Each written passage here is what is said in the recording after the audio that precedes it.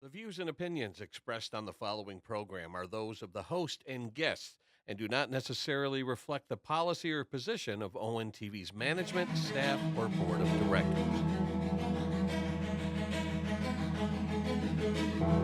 Detroit basketball.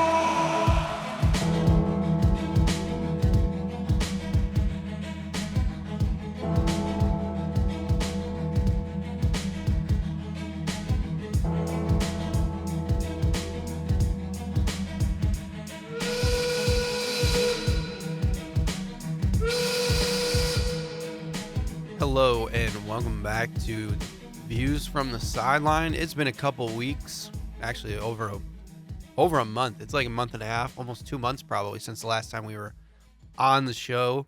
Lots of things happened. I became a dad. Malik was enjoying his time off from work. And then the last couple weeks we've been snowed in at times. I've been under the weather a little bit. It's been crazy. It's been a crazy winter season. And the sports have been just as crazy. The intro actually kind of lines up again now that we have somewhat of Pistons basketball back that we'll get to. The Lions had a disappointing end to their season. We'll get into that. And then the two local college teams for basketball are playing pretty well. So that's kind of a fun time around here. Even the Red Wings are playing pretty good. They're kind of the same as the Pistons, fighting for a playoff spot, hopefully. And then there's the Tigers that are just kind of sitting there doing nothing, which is making a lot of baseball fans not happy. Yeah. So Malik, how you been? How are things? I've been good. I just been taking everything in, seeing the results of the ends of certain teams, seasons. Yeah. The beginning of certain things for other teams. It's been a lot going on. Happy to be back. Have you gotten back into college basketball? I tune into a few games a week. I haven't been as into it as I expected. Okay. I still love the sport, but yeah. I'm tired from work and life stuff. Yeah. But I still find the time to watch a good game. Like I watched half of Kentucky, Tennessee last night. Yeah. I was gonna say I've been trying to get to like one game a week right now. Just getting back into it. But I always watch Michigan. But I'm getting back to enjoying it, luckily. I think the Lions have helped with that. So to start off, we will lead right into that. The Lions got the bye. They finished the season 15-2. All the injuries. Best season all of the all pain, time. All the controversy, all the tears, all the blood. They finally got the home field advantage. 15-2. A chance at a home field NFC title game. Big time home field advantage. And they don't even get there. They lose to rookie quarterback Jaden Daniels and the Washington Commanders. It was brutal. And the whole time, I had faith, even when they were down. I think the most wavering that I got was when they were down 10. I think it was 38-28. And then Jamison Williams threw the pick, and that really hurt morale. But I still felt like they had a chance, and they did. They had a couple shots at it, and then Jared Goff threw another pick, and then you realize it's fully over, and it makes one of the best seasons become one of the most disappointing seasons all at the same time. Not to the same extent, but it's got to be a similar feeling to the 73-9 Warriors. You have one of the most outstanding seasons ever in your franchise in the NBA at that point. And then you just come up short. At least they made it to the finals. But the Lions just losing in the first round was so awful. Feeling-wise. And then, after that, they lose offensive and defensive coordinators. They lost Ben Johnson, lose Aaron Glenn. And so it's kind of a weird... Now coaches of the Bears and Jets. Yes. And it's a weird, soft rebuild mode that we're entering. But how did you feel about the Washington game? Do you think, there's all these conspiracies of, Ben Johnson not being ready because he took the Chicago interview before the game. Do you think that had any play in it? Do you think, what do you think was the main reason that they struggled? I don't know if that specifically had any play in it, but they looked clearly like they weren't. They looked like they took the Commanders lightly. Mm-hmm. From the play calling, the Amik Robertson getting hurt the first drive of the game. after he had just balled out against It's the like Vikings. everything they had weathered during the season, the injuries, everything, Mm-hmm. it all finally hit the wall Yeah. in their playoff game. Yep. Like, Ben Johnson has been like a whiz offensive coordinator, high-level play calling for the past 2 years. He's also had moments where Lions fans were confused, but they Yeah. were winning, Right. so people couldn't complain. Mm-hmm. There were some puzzling calls in that game. Yeah. Several that nobody understood. Yes. The secondary finally became too weak, Mm-hmm. and the pass rush couldn't Couldn't do anything. Yeah, couldn't do anything. Like all the little things that like you were somewhat afraid of throughout the season. Yeah. They all came together in one game. Mm-hmm. And I'm not sure if it was just bad timing. Everything seemed off. Yeah. And Jared Goff. From the jump, everything seemed off. I mean, the Lions had started with a great drive, Mm-hmm. but besides that, like starting with David Montgomery instead of Jahmyr Gibbs, who was, besides Saquon Barkley, probably the hottest running back in the league. Yeah. How many carries did Jahmyr Gibbs? Did he get less than 20 carries? I think it was 13. Like, Yeah. you give Jahmyr Gibbs 13 carries. And I think he was averaging like 7 yards a carry or something like that. I Yeah. think.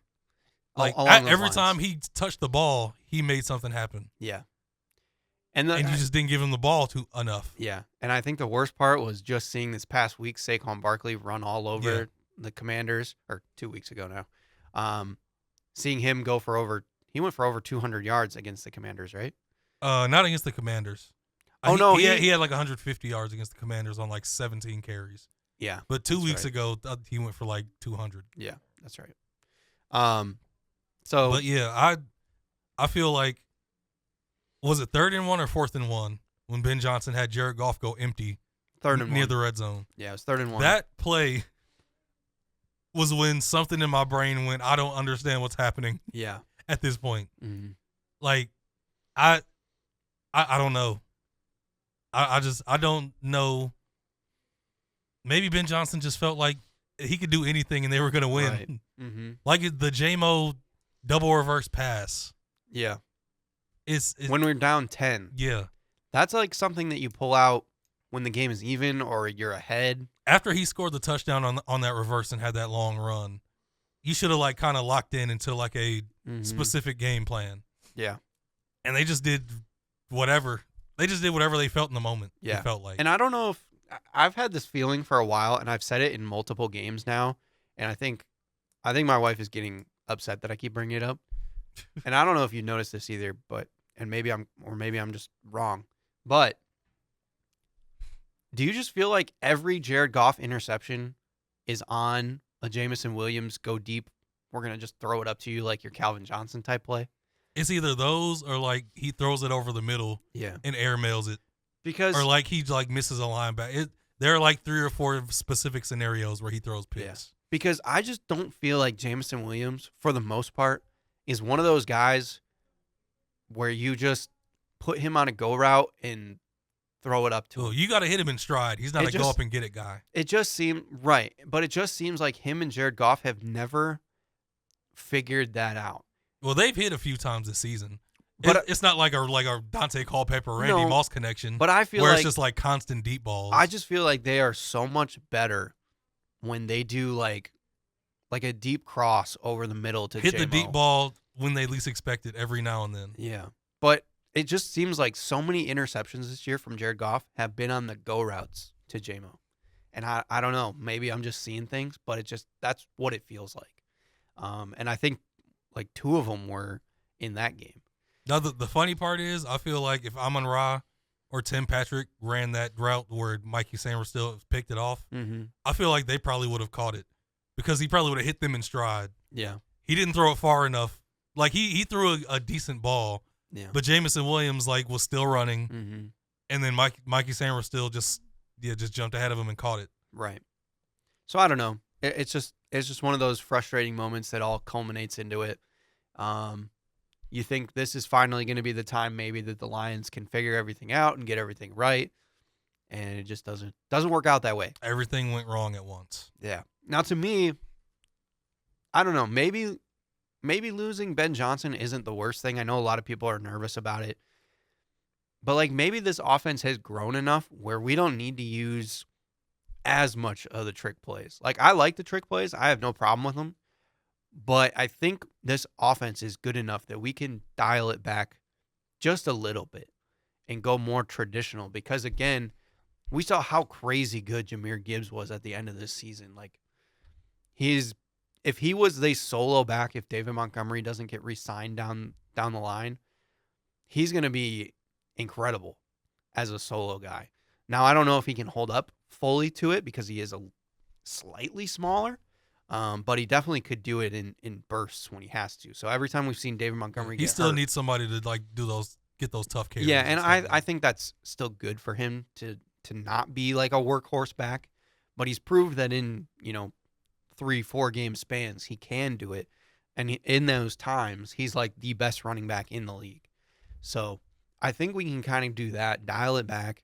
The other thing too is like whenever Jared Goff when he starts forcing is when he struggles, and it's like he feels like he has to make a play. He's so good when he's in a rhythm and the offense is just clicking, and I know a lot of guys are that way, but Jared Goff just seems like one of the best methodical quarterbacks in the league. When that offense is just when he's clicking, in rhythm, everything is right. Yeah. When he just takes barely misses. his couple steps back into his throw, it's money. So I don't know. Maybe it's a good thing, some silver lining that Ben Johnson is going to be gone because we have the foundation of what we want this offense to do. But we'll see. We're not going to know, of course, until next year. Aaron Glenn also hurts just because he's kind of the voice of the defense. It feels like a lot of guys respect him a lot. And another thing is like, we'll see how that's going to affect things. But I like that they went from within. They hired Calvin Shepard to be their new DC, so he kind of knows the defense, the schemes, and things like famous that. for not finding Rodrigo, but like Yeah, putting him in position to make plays on Hard Knocks. right. Now our new offensive coordinator was just announced yesterday. What's his first name? Morton. Why am I drawing a blank? I pulled it up for a reason. Let me pull it up again. John Morton. Yes, John Morton. So John Morton, he was the passing coordinator for the Broncos. Yeah. But 2 years ago, he was the senior offensive assistant to the Lions in 2022. So he comes back to the Lions. So he's familiar with Dan Campbell and the organization. I don't know what his play style is going to be. I want to say that I heard that he's a run kind of first guy, but I don't know. So it's another thing that it's kind of a wait and see. It's not the most exciting hire, of course, and neither of them are. But for me, as far as defensive coordinator, the only guy that I really wanted would have been Robert Saleh. Yeah. But when he went back to the 49ers, okay, fine. So I like that we went from within the organization, and then the offensive coordinator, there wasn't really anybody out there that I think most people wanted them to hire internally. Yeah, I think so too. And I didn't see there wasn't really anybody out there per se. Yeah. That was like an exciting name, I guess. So how do you feel then? Because Ben Johnson now with the Bears, divisional rival. How do you feel about that? Do you think he's going to turn the Bears around? Do you think it's a slap in the face like some people think? I like the Aaron Glenn Jets thing more than the Ben More than this? Johnson. Okay. Just hearing him, was it the day after the game when they had that huge introductory welcome to Chicago thing? Yeah. The day after he flies into the facility and they all give him applause and they welcome him. And he tells everybody, this is where we've wanted to be all along. Like, yeah. It does. It sounds weird. It feels very weird. Yeah. And then also the interviewing before the season is over, which a lot of people think the NFL should change. Right. But the whole Ben Johnson thing just feels weird and kind of awkward. Yeah. Especially after him saying that. Mm-hmm.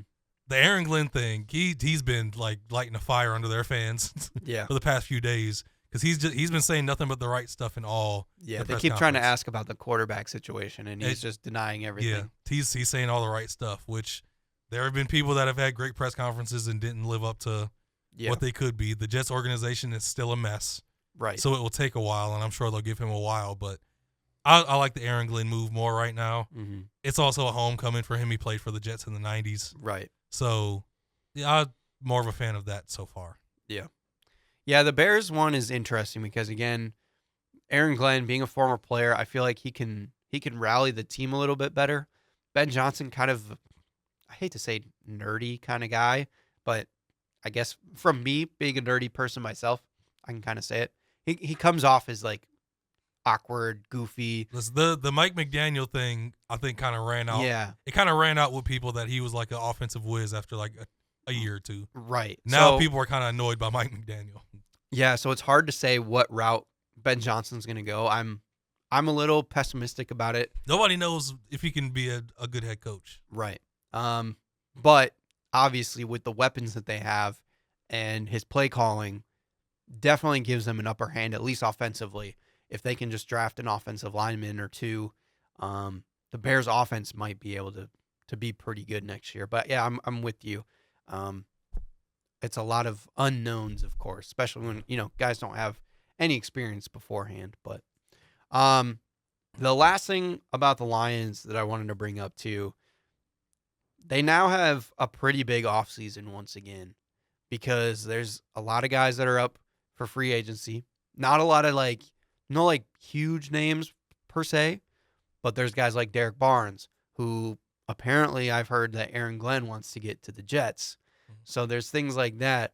Kind of those. Both of them have taken a few coaches too. I think we forgot to mention that. Yeah.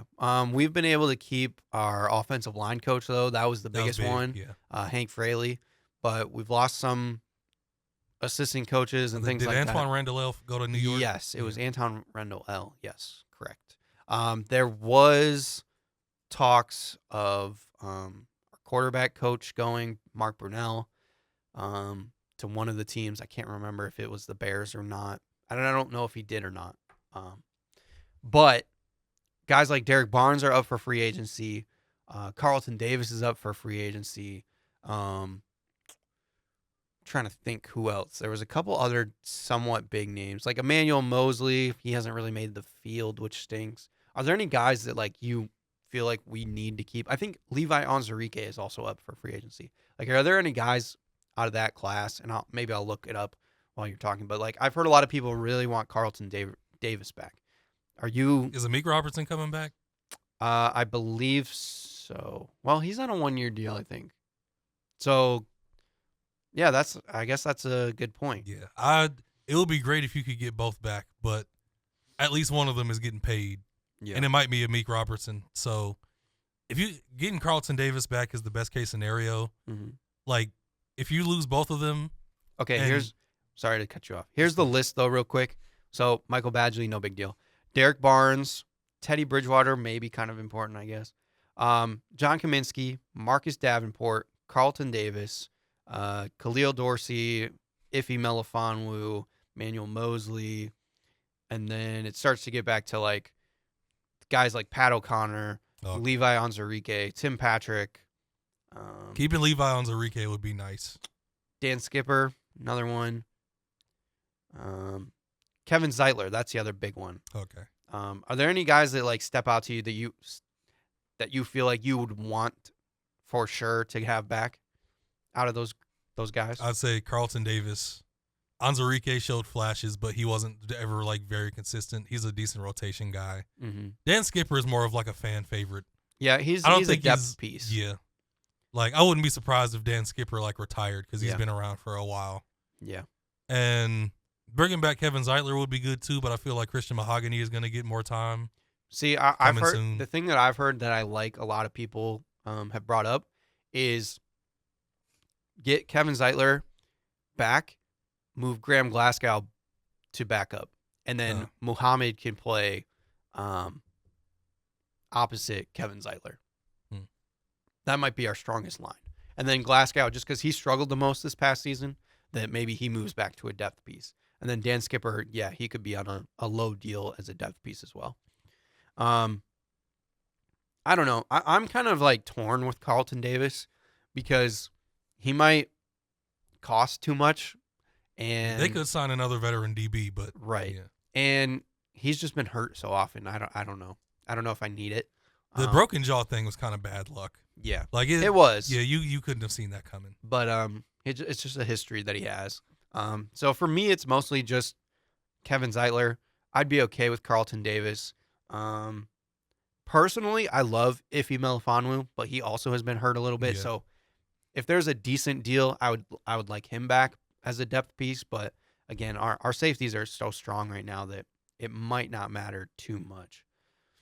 So other than that, there's not really too much that I can think of.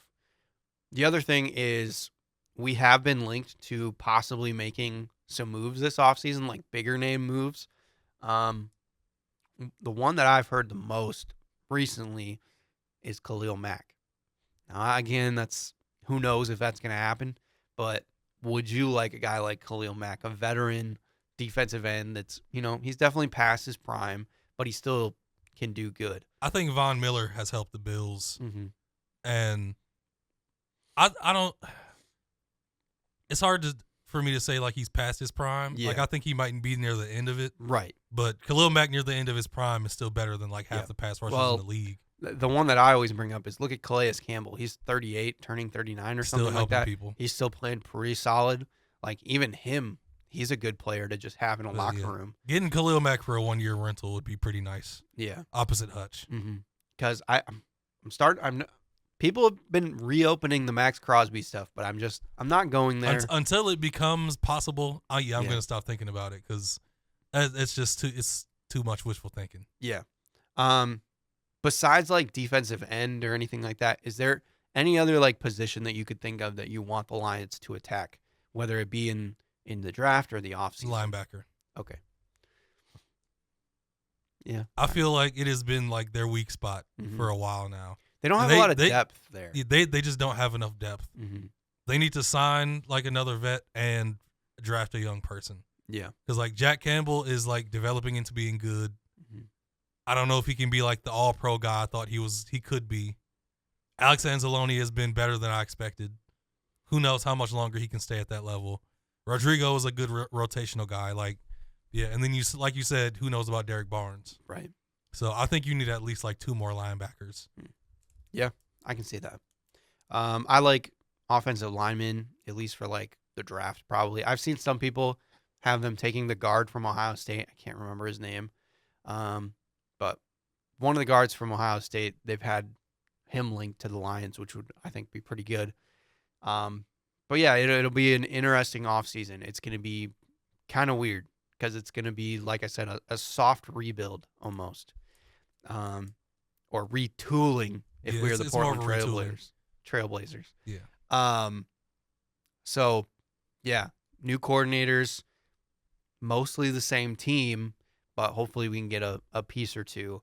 And, hopefully Hutch is going to be 100% right at the beginning of the season. And we're just going to have to go right back to it, I guess. I don't know. Nothing else you can do. Yeah. Just try to go for it again. Yeah.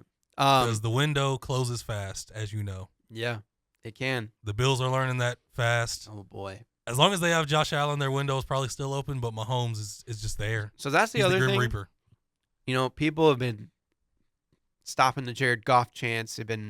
We can't win with Jared Goff. My counter argument to that is, you wouldn't be here without Jared would Goff. would you take Lamar Jackson or Josh Allen on your team right now? Most Detroit fans would be, yes, 100%, no problem, easy. Yeah, why wouldn't I do that? When's the last time you saw Lamar Jackson or Josh Allen in a Super Bowl? Now, I know they have to deal with Patrick Mahomes over there. They'd probably do better in the NFC. But still, Ravens fans, I've seen it on Ravens Twitter. They're not super happy with Lamar. They love him, but they're like, can we win with this guy? Bills Twitter is starting to hit that with Josh Allen. Can we win with Josh Allen? Those are two of the best quarterbacks in the league. It's really insane how Pat Mahomes has everybody just having existential crisis. So it's crazy. That's the only thing that I'll say to Lions fans is like, the grass isn't always greener on the other side. We have Jared Goff. He's a great quarterback. Yes, he can't run all that much. He makes his mistakes. He's the last of a dying breed. Yes. He's one of the last of his, like, for the most part, a statue quarterback. Yeah. That just. But he's a quarterback that can get it done. Mm-hmm. And some things just don't fall your way sometimes. Jaden Daniels had one of the best rookie seasons we have ever seen. Yeah. And maybe next year he turns into C.J. Stroud's second year. C.J. Stroud didn't do anything really this year. He had a good playoff run. They ended up beating the Chargers, but like their regular season was rough. They struggled a bit. He didn't look as clean, so maybe Jaden Daniels doesn't look as clean next year. He had that magical run, and the Lions had to run across it. So it just happens. It's unfortunate. It's annoying, but that's just how the NFL works sometimes. Okay. Let's get into Michigan and Michigan State basketball. A lot of updates with these guys. Michigan, unfortunately, still has been a little bit up and down. They keep creeping into the rankings. They'll drop out, creep back into the rankings. They're so close, but their guard play is just not consistent, and they turn the ball over way too much. They're the most. They stress me out more than almost any Michigan team I've watched. Yeah. Like last year, they were terrible by midseason. We knew what it was. I kind of stopped watching them for the most part. Mm-hmm. They're clearly a good basketball team with talent. Yeah. But their flaws are so. I don't know why that happened. I'm trying to find the right word. How would you describe it? Like, the turnover problem is so huge and just like eye-popping. Yeah. And it's such a red flag. Mm-hmm. But they're still third in the Big Ten. Yeah. They still can put together a very good resume. Mm-hmm. They just came off a gutsy win against Penn State, who was like kind of on the bubble, an experienced team. From one game to the next, you don't know what to get out of this team. Right. And it is very stressful. Like, Danny Wolf and Vlad Golden were a high-level duo first, like, half of the season. Mm-hmm. Now Danny Wolf has, like, kind of lost his rhythm. And he looks kind of lost. Namari Burnett has been one of the best shooters in the country. From one game to the next, you don't know what Trey Donaldson is going to give you. Mm-hmm. He just had a career-high 21 against Penn State and basically won the game in the last minute. Like, you don't know what you're getting from each guy from game to game. Yeah. And they all have the ability to take over a game. Right. It's so weird watching them. Mm-hmm. Like, with 2 or 3 minutes left, I was like, Michigan isn't beating Penn State. This game is over. Mm-hmm. And then in the last minute 30, Trey Donaldson scores like 7 points. Yeah. And is unconscious and just takes the game over. It's very weird. Yeah.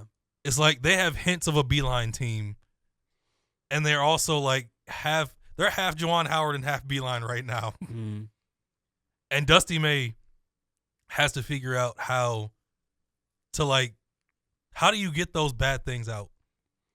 Because when they're bad, they're bad. Mm-hmm. It's really bad. Yeah. That Purdue game was over after 2 possessions. Literally, Trey Donaldson got stripped at half court 2 straight times. Yeah. And then Purdue couldn't miss. Right. Like, it was an avalanche in a minute or two, and the game was done. Yeah. And then when they're cooking, when they have Danny Wolf and Vlad Golden just like playing off of each other in a pick and roll, they score like almost 100 points and they're unstoppable. Yeah. Trey Donaldson has 20. Vlad has 36 and 7. Mm-hmm. Like, Danny Wolf is a maestro with the ball. And then, from game to game, they're a bipolar basketball team right now. Yeah. And that's where I said, like, they need that consistency. Consistent guard play would help. I haven't even brought up Roddy Gale yet because he pisses me off too much. He dribbles into double teams and loses it. Mm-hmm. And he just forgets how to dribble half the time. And I don't understand why. Yeah. Yeah. It's a lot to take in with them being third in the Big Ten. Yeah. Right. Because right now they're 7-2 in conference. Yeah. 15-5 overall. Yeah. Like, if you told Michigan fans that at this point these would be the results, we would all be extremely excited. Right. But when you watch the games, like, they go to Minnesota and lose to the worst team in the Big Ten. Yeah, that was a frustrating one for sure. Yeah. It's a lot. Mm-hmm. And I still think they could make like a run to the Sweet 16 or something because they're that talented and have that level of play in them. Yeah. But it's almost like they need the right matchups Yeah. or something to do that. I have no idea what the rest of the schedule is going to turn out to be. Like I still think they're going to win over 20 games. I don't know if they're going to be like a team that's like a sure 5th or 6th seed or a team that's on the bubble and could be out. I can't tell which way it's going right now. Yeah. But it's much better than it's been the past few years. Right. They're still exciting to watch. Yeah, they're still fun to watch, but it's stressful not knowing what you're getting from each guy. Yeah. From one night to the next. And they're coming up on a quote unquote fun stretch. They're away at home back to back like every game. Mm-hmm. Yeah, they have Rutgers coming up. Then they got Oregon, who's 16th right now. Then at Indiana, at home against Purdue, at Ohio State, at home against Michigan State, at Nebraska, at home against Rutgers. Yeah. Just home and away over and over and over again. I didn't realize they played Michigan State so late, both their games. Yeah. The one at Chrysler, I might go. There you go. Yeah, I'm trying to go. That'll be fun. So yeah, the Big Ten is back. There's a lot of going on. A lot of good Big Ten teams. And then there's Michigan State. How are they doing this, Joey? I don't know. They've won 13. How are they doing this? They've won 13 games in a row. They're 9-0 in the Big Ten. They're like smacking people. And I can't tell you exactly how it's happening. They have a different leading scorer every game. Yeah. They have no standout special player. But my favorite stat, they have one player averaging double digits. Yeah. Jaden Akins at 13.6. Jace Richardson is averaging 9.6. He's arguably like their most dynamic scorer, Jace Richardson, as a true freshman. And he plays 19 minutes a game. Or 22 minutes a game, sorry. Cohen Carr averaging 8 points. Frankie Fiddler averaging 8 points. Trey Holloman, 8 points. Jeremy Fears, 7.6. Jackson Kohler, 7.6. Xavier Booker, 6.5. Like, it's so weird. They're just a team. Like, and the problem with that is that it still makes me so nervous for their tournament play. Because in the tournament, you got to have, a guy that can explode. They have. So a lot of people keep talking about like how good this Michigan State team is because you never know who it's going to be that night. And you could get production from anybody. Okay, that's great. But at the same time, you don't have somebody that you can just go to. Yeah. And say, in the tournament, we need you need a guy in the tournament. Yeah, and that's the thing that still concerns me about their tournament run. Cassius was their guy when they made that Final Four run. Exactly. And was that 2018, 17, 18? I can't remember which year. But and then they've had guys in the past like Aaron Henry and things that, are more of the guy that they can go to. And it makes me nervous. And I hate to be that way because they are 18-2. They're the number 7 ranked team. They're looking good finally. They have consistency. But I'm still concerned, and I feel bad about it. You know what this team kind of reminds me of? Minus the player of the year, Denzel Valentine factor. Okay. 2015 Spartans. Okay. That kind of dominated the regular season and dominated the Big Ten. And Denzel Valentine was just putting up all types of numbers on people. Yeah. But they got to the tournament, and things went south pretty fast. Right. I don't know if that'll happen to this MSU team. Yeah. But that team was all world everything in the regular season. Mm-hmm. And people expected them to be a Final Four Izzo team. Yeah. I don't know how this team is doing this. Mm-hmm. And I have no idea if they can make a run in March. Yeah. But they're just playing great basketball. Right. And I don't know if you can describe it besides that. Yeah. And the other they're doing all the little things right. They're still a terrible 3-point shooting team. Yes. They're still not a good 3-point shooting team. And that's hard because again, I always talk about every year we get into the tournament, you need senior guards and you need 3-point shooting. They have the guards. Yeah. There's a few of them, but they don't have the 3-point shooting. So this Michigan State team, I hate to say it, they're one of those we could go in as a 3 seed and lose to Princeton. Yeah. Because they just shoot the lights out that night. And that sucks. I don't know how Michigan State fans are kind of in heaven right now. They're hyping this team up. They're hyping up certain players.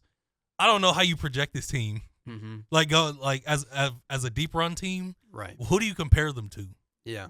I don't know. Yeah. It's And a head scratcher. the other thing, Maybe it's just an Izzo masterclass so far. the other thing I kept saying too is they haven't played a ton of competition still. The Illinois they win, played most of the bottom. Yeah. Illinois win was huge. I watched. Also controversial because some people thought, but it I was did watch it was that a good game. win. But yeah, like that was their big win. Other than that, like, sure, they beat Northwestern, they beat up Washington, they had a close game with Penn State, close game with Rutgers. So it's like they're not. I don't know.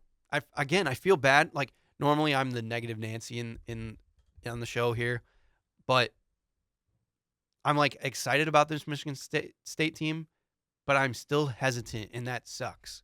I mean, it makes sense. But normally, It's logical. What like you're saying. normally, I feel stronger about why I'm so hesitant on this team, and I have my key points this year too. But I like this team. Like normally, I just maybe it's the AJ Hoggard effect. Shouts out to him. Him and Vandy are playing really well right Yeah. now. Yeah. But I like Jace Richardson. I like that we're seeing Jaden Akins kind of coming back a little bit. Trey Holloman. Trey Holloman, your He's guy. doing it. He's doing it. Shouts out to Trey Holloman. And so like, and then the bigs are just kind of traditional Michigan State bigs for the most part. Yeah, they're doing nothing special, but they're just doing their jobs. Right. And teams playing pretty decent defense. I don't know. That's why I said they do all the little things right, and they just play hard and play good basketball. Yeah.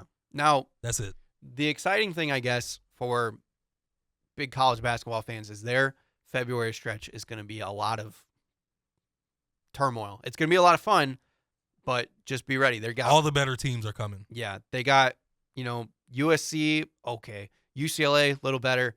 Oregon, 16th ranked. USC went and popped Illinois at Illinois, so you can't take them lightly. Yeah. Then you got Indiana. That's at East Lansing, so that should be fine. Then you got to go to Illinois. That's going to be tough. You get Purdue at home, Michigan at Chrysler, Maryland on the road, and then they get Wisconsin and East Lansing, which is nice. Go to Iowa, and then they get Michigan, the At last home. game of the season, at East Lansing. That could be a very important game, depending on how things go. It could be potentially for the Big Ten title, which would be fun. Well, not the regular season title. Forget about the tournament. So yeah, it's a crazy time. Again, I love that Big Ten basketball is back and that it's thriving. Yeah. Seeing both of these programs played, good to very good basketball is good again. Yeah. Which, before, I know we got to get into the Pistons, but I just wanted to mention real quick the top 25, just because it's crazy to see, one, the SEC is playing probably the best basketball out of any conference. It's not close. They're the best. They're the best conference in basketball. It's wild. It is not. When you have Georgia and Vandy waking up, Yeah. and like playing real basketball. Like, that when's the means last something. time we saw the SEC be so strong? I mean, they've been strong for the past few years, but They've been getting there. Yeah. This is a high. This is a real high. Yeah. And then the other crazy thing is seeing teams like St. John's and Memphis back in action. It's kind of fun. It's really nice to see St. John's making a return. Yeah. I don't love the coach, but it's fun. That's Shouts fine. out to Patino. But yeah, I mean, they've turned their program around. They've been good the last couple of years. And then on the flip side, UConn is 25th, and they are close to dropping out of the rankings. Listen, Danny Hurley, a lot of people are not happy with his antics at this point. He's wilding out a little bit. Yeah. That's for sure. They're definitely struggling. But for the most part, things have kind of stayed the same. We've got Auburn at the top. I'm just about to mention the numbers of ranked teams in the SEC. Yeah. Auburn, Alabama, Mizzou, Florida, Texas A&M, Mississippi State, Vandy, Kentucky, Ole Miss, and Tennessee. That's half the conference. Over half. That's right over half the conference ranked. Yeah. That's stellar. Right. That's like what the ACC used to be. But then the wild thing is, like, Georgia and Oklahoma are still pretty good teams. Yeah. But they're losing because they're losing to other conference opponents. So, yeah, it's wild. Meanwhile, Jack Calipari in Arkansas. I was going to say that's the surprise. That's the big Yeah. surprise. Arkansas has been good the last couple of years, and they are struggling. He might have lost his fastball. Things are getting interesting. Yeah. So, college basketball, it's a good time to get back into it. I'm excited to start watching a little bit more as we get closer to the tournament, especially with now, again, the day after the Lions game was Michigan State, Illinois, I think. So I was like, I woke up all depressed after the Lions game and looking at the TV, and I'm like, oh, wow, Michigan State and Illinois play at noon. Great. And I was excited, and I watched the whole game. Yeah. Before we move on, I want to mention a few other teams that are kind of in weird spots. Mhm. We mentioned Arkansas. North Carolina's 12-9 now. They missed on the guys they needed in the portal, and it's getting weird. Yep. So, yeah, they might not make the tournament. The ACC is terrible. I was going to say overall. the other thing is the It's- ACC. yeah, like it's Duke above. Cooper Flag is living up to the hype. Mhm. They're balling. And and then Louisville. And Louisville's making a comeback. Shouts out to Pat Kelsey. Mhm. But yeah, things are getting weird. Gonzaga's just like good. Yeah. They're not special like they've been in the past few years. It's been a interesting year for college basketball. Yeah. And Mick Cronin hates his team. I was going to say Miami is but- abysmal. Jim Larinaga retired 5 games until the season, and they're horrible.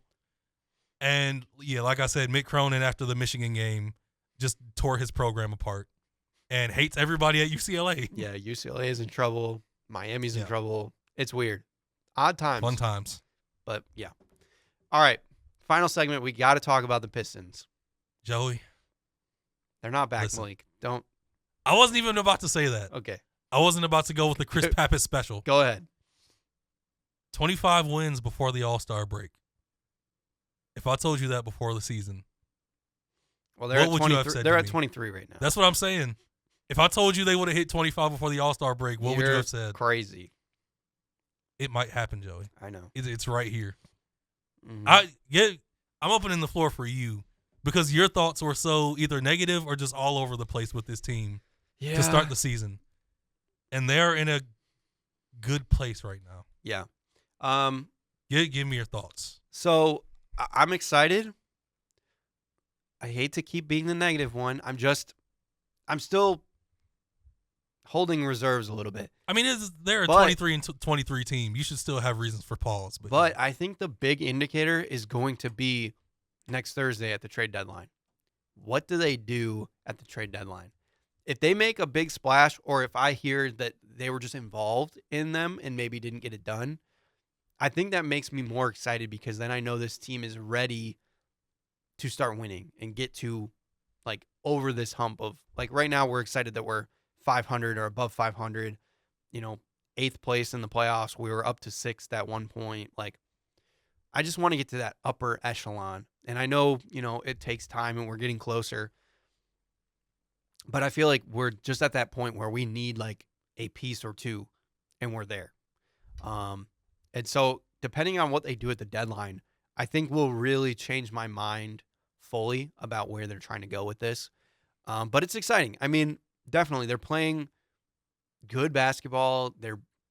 Cade has really come on. He made me concerned He's taking the next early on in the year because of the turnovers, and he's still got a little bit of a turnover problem. He's playing at such a high level that it barely matters. Right. Yeah. And so he's living up to that number 1 pick ideal, and so that makes me feel better. We're doing it all with Jaden Ivey hurt. I was gonna bring that up in a minute. Yeah. So again, it sucks, but that's like another reason that we could potentially move on from Jaden going forward if, we needed the right move. But I like what this team is doing. Tim Hardaway's actually had a couple decent games here and there, which he was struggling for a long time. Malik Beasley, he's probably up in the 6th man of the year running for voting. And then Isaiah Stewart, I still don't love him, but he's been playing better. He's been playing important. really for good what they do. defense. Yeah. And then, Jalen Duren, he is still kind of being the Andre Drummond of the team. He has big ups and big downs. And so, He hasn't found his balance yet. yeah, so I don't know where to go there. But the team is just fun, and they're buying into what they are. JB Bickerstaff has given them Bravo. an identity. Bravo, JB Bickerstaff. Which is nice. So far. Yeah. And the thing that I was going to bring up, because I believe it's tonight. They play the Pacers tonight. There's and like he is locked into these matchups. I was going to say there's a Pistons-Pacers revival yes. a little bit here, which is last, awesome. Last game when they lost in Detroit, things got chippy afterwards because the talking wouldn't stop. Yeah, which is cool to see. Like, I like having a little bit of a bite in us. Like, that is Detroit basketball. So if the guys are buying into that, JB Bickerstaff buying into that, it just makes it more enjoyable. So that's exciting for that. But again, I just don't know. I don't know if, and maybe for a lot of people, they don't need to see it, but I just don't know if this team can win a playoff series. Oh yeah, it's no guarantee at all. So I think they could possibly win a play-in game. Yeah, but I a think playoff so too. series is a lot to ask because, to me, when you put it into perspective, that they're 23-23, Mm-hmm. they've lost Jaden Ivey. Like I said, Jalen Duren, big ups, big downs, Mm-hmm. hasn't found his middle ground. Yep. Still no real backup point guard that you love. Right. I like Marcus Sasser. Mm-hmm. Don't love the situation for the backup point guard. Yeah. Malik Beasley and Tim Hardaway are both streaky shooters. Tobias Harris is barely averaging 13 points a game. Right. Asar Thompson still can't shoot. Mm-hmm. And they're 23-23. Yeah. And they're still playing hard and playing good basketball. Right. When you look at all of those things, last year with that last coach, with this whole situation that I've just said, Mm-hmm. what do you think they'd be even close to 23-23? Probably not. Listing all those things? Most likely not. Like, they still have flaws and major things that you could point at as red flags. Yeah. And they're still winning games. Yeah. I do think this coaching staff has helped this team out a lot. Like I said, I think JB Bickerstaff giving us somewhat of an identity. He's empowered guys. Right. Yeah. We have the shooting coach now. So, and we still haven't seen Bobby Klintman, which, I mean, he's been hurt and all that. But still, we saw a lot out of him in the preseason that maybe we can still be excited about going forward. We haven't gotten the production out of Fontecchio or Ron Holland that I think we would have liked. Ron Holland has come. He's slowly coming on. Mm-hmm. And I said Asar Thompson can't shoot, but he's been really good in every other area. Right. Like, he has been like the X Factor dirty work guy for the Pistons right now. Yeah. And again, he's kind of that off the bench kind of, I mean, he guards 1 through 4. trying to think of who we would. If he was a little bit, well, I guess he couldn't really shoot that well. He's almost like a Corliss Williamson style, in a way, but maybe I feel like Corliss was a little bit better shooter. I mean, he's offensively. It kind of sucks to say because his brother is emerging, and everybody's becoming obsessed with his brother, right? And he's not quite where his brother is. Yeah, and I think Amin Thompson is kind of like a new Sean Marion, which is extremely valuable. Right. And could that happen for Asar? Who knows? He could just be a high-level version of what he is right now, which is still valuable, but yeah. Right. So I think that he's giving the Pistons what they need. Yeah, so I think that's my biggest concern right now is just the depth of the team. Where does it go? Can they grow at all? Getting a backup point guard. Yeah, that would help. It would That definitely help. And that's why I say depending on what they do at this deadline is gonna show a lot, I think. Because they've been talking about Lonzo Ball quite a bit, which is really interesting to me. And if they're going after Alonzo Ball or thinking about it, why wouldn't you just ask for Zach LaVine in that deal on top of it? If you get Lonzo Ball and Zach LaVine, that would change this team's dynamic. You'd get a backup point guard immediately, and you get somebody that could play alongside Cade Cunningham. And Zach LaVine is having a career season right now. He's been lights out, but he's still in Chicago. So that could be a good thing. Plus, then you have Malik Beasley still to come off the bench and, spell those guys, hit some threes. So I don't know. It would take a decent amount, but not a ton, I don't think. It would probably take Tim Hardaway Jr. He's a big contract. And then I don't know about Tobias or anything. I'm not sure. It wouldn't be that hard, is all I'm saying. They would ask for Ron Holland or Asar. They would ask for a younger guy. Yeah. And I'm okay with getting rid of Ron Holland, I think. Well, with them having Buzelis, I don't know if they want Ron Holland. Yeah. Yeah, I don't know where I'd go. I'm okay with dealing either Holland or Asar, but I think at this point I'd rather give up Asar because I feel like we've seen as much as we can from him. I mean, again, there's time for him to improve, but we know a decent amount of where he's at. So I don't know. I just would like them to do something. Do something to show that we are trying to turn the corner 100%. Yeah, and they're 5-5 in their last 10, 23-23 at the 8th seed. Yeah. They're solidly just like in a good middle right now. Right. And that bottom half of the Eastern Conference is pretty weak. Yeah. So we can get all the way up to like the 5 seed, depending on how things go. So they were at the 6, and if they what was the game where if they won that game they would have been like in the 5th seed? I think it was the Pacers game. Yeah, I think where so, where the Pacers came and beat them here. Mm-hmm. But you know they've stayed in the play-in range. Right. And right now, like a play-in would be pretty fun. The play-in teams right now are Chicago, Atlanta, Detroit, and Orlando. So they also lost to Orlando. If they beat Orlando, that would have helped them too. Yeah. But then like they've beaten the Knicks twice. Yeah. So like they can compete with some of the better teams. They beat them. The West Coast road trip is what opened people's eyes. Yeah. When they beat the Lakers and the Suns. Mm-hmm. And was there one other team? I know those were like the main probably, ones, but yeah, I think they went like 3-0 on their West Coast trip. Yeah. Their only problem, and this is why I say they would struggle to win a playoff series, they get smacked by the Bucks. They get smacked by the Cavs. Have they even played the Celtics this year? They played them earlier, yeah, and I think they got smacked. Yeah, they can't usually compete with like contenders. Yeah, but they can hang good with teams. They can beat good teams. See, the only thing is if they get a series against the Knicks because they've beaten the Knicks, so they have that confidence. That's the best team they've beaten multiple times. Yeah, but Cleveland they got smacked around by. Milwaukee, Giannis just owns them, and then they beat the Pacers in Indiana, but they've lost to them twice at home. Right. Yeah, so they match up pretty good. The problem is they struggle heavily against a stretch 4 or any like athletic big. Yeah, which is frustrating because you got guys like Giannis or Evan Mobley or even to an extent Jason Tatum, but like I said, like Giannis has destroyed them the last couple times. So I don't know. It's exciting. I'm not trying to be like super negative about this team because they are fun. I like that they're.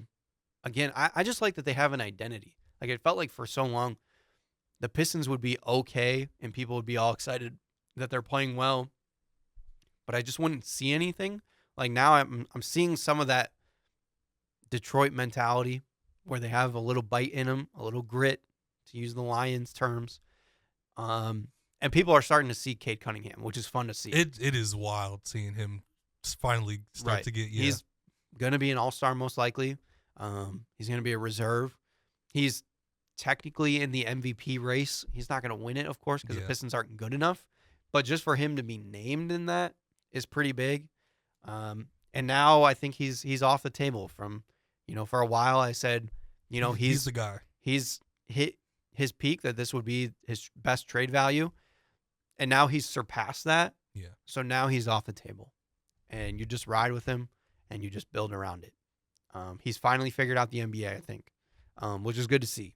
So, Pistons are exciting. And, yeah. Anything else on the NBA that you wanted to bring up before we kind of just wrap up? Trade deadline actually could be pretty big. Yeah. I feel like we talk about this a couple times, and then it ends up being kind of lame. Last year's trade deadline wasn't too bad. It was P.J. Washington, Pascal Siakam, Terry Rozier were some of the big trades. This year, Jimmy Butler has been in talks. De'Aaron Fox has been out there. Zach LaVine and Nikola Vucevic. People think the Lakers might make some sort of move to get somebody. Brandon Ingram. Hopefully, a lot of those guys get moved because I like an active trade deadline. But, yeah, I'm not sure. So, I'm trying to think. Ever since the Kings fired Mike Brown, they've been on a hot streak. Mm-hmm. Doug Christie has been their coach. And they still are thinking about putting De'Aaron Fox on the trade deadline, so that's interesting. Right. He might want to be a Spur. Mm-hmm. Minnesota and Phoenix. I'm just Minnesota still has a little time, but Phoenix, their time is up. Yeah. I think they need to start shopping guys right now because their future is pretty bleak. Yeah, I was gonna say they're trying to move Bradley Beal most likely. Yeah. And then with Minnesota, people are talking about them moving on from Julius Randle already. Hey man, it's been weird. It's tough. Russ is alive again in Denver. Yeah. Him and Jokic have chemistry. He's found a good backup role. Yeah, Jamal Murray hasn't been getting trashed as much because they've been winning, and yeah, things have been good. Nikola Jokic is having one of the better offensive seasons in NBA history. Yeah. He's shooting like 57% from three, and he's just dominating the game of basketball. Yeah.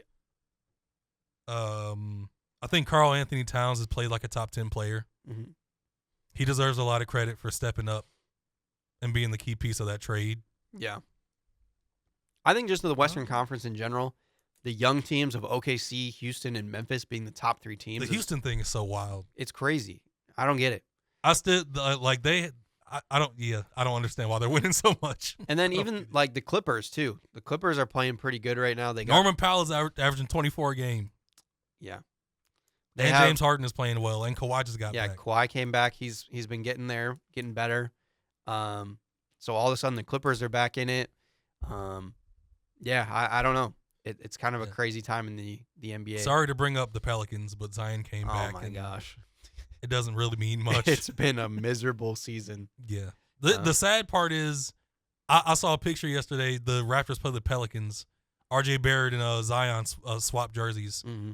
Zion looks like he's like 260. Yeah. He looks like he's in great shape. Yeah. And I think it means almost nothing right now. Right. It's rough. Well, they've had a ton of injuries too. And there was that game a couple weeks ago where CJ McCollum dropped like 55 or something like that. So like I think it was like 40 something. I don't think he went that crazy. I think it was like 40 something. I didn't see him drop 50 something. Okay, well either way, he had a really good game. There's been like some highlights, and then there's been some. Oh, it's 45. You're right. Yeah. There's been some highlights, and then there's just been some like miserable lowlights. Eve Missy has been a highlight for the Pelicans. He had 50 at the beginning of the month against Washington. Oh, okay. He hit 10 threes that game. People have been going insane against Washington. Washington is a social experiment at this point. I don't think they're a real NBA franchise. Yeah. I'll get that opinion out. Right. So, yeah, the Pelicans are a mess. They're talented, but they're a mess. And they're going to have to start over again. Again. Oh, boy. So, anyway.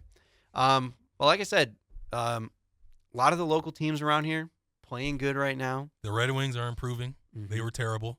Yep. It's college basketball season through and through now. And then once college basketball ends. We're not far away from March. This is crazy. I know. Tell me about it. We're about to go into February. And then we have the NFL draft, and then we're starting all over again. It's crazy how time flies, you know? Absolutely wild. But, yeah, next week or 2 weeks from now, we'll go over the trade deadline because that's going to happen next Thursday. We'll give some more updates on Michigan and Michigan State basketball. Maybe there will be some – I can't remember when free agency opens for the NFL. I can't remember either. It's fairly quickly, but I think they can start re-signing some of their own guys early. But I can't remember all the rules for it, I'll be honest. But we'll talk about the Super Bowl because the Super Bowl will be that weekend. Yeah. Which we didn't really talk about today as a rematch of 2 years ago. Philly and Kansas City, so that'll be interesting. Not what the people were hoping for outside of Philly and Kansas City. Yeah. But it is what it is. So I'll be rooting for Kendrick Lamar at halftime. Oh, God. I forgot about that. And it would be nice if the Eagles took down the Chiefs. Do you think he performs not like us? I hope. I'm kind of tired of the song, to be honest. I think they're going to let – this is the ultimate, like, final celebration of it. He's also going on tour, but yeah, this is for the whole world to see. Right. Certified Lover Boy. True. Yeah. In front of Taylor Swift and all. She'll be dancing in the booth too. Oh gosh, this Super Bowl is going to be weird. Hey, she wants that crown of biggest artist in the world over Drake. Yeah. She'll be moving. This could be one of the best bingo card Super Bowls we've ever seen. Yeah. She also has a kind of weird, unfortunate feature that Kendrick on the Bad Blood remix. That I don't like bringing up often, but she'll be celebrating. Yeah. All right. So we'll see you guys in a couple weeks. This has been Views from the Sidelines. Have a good one.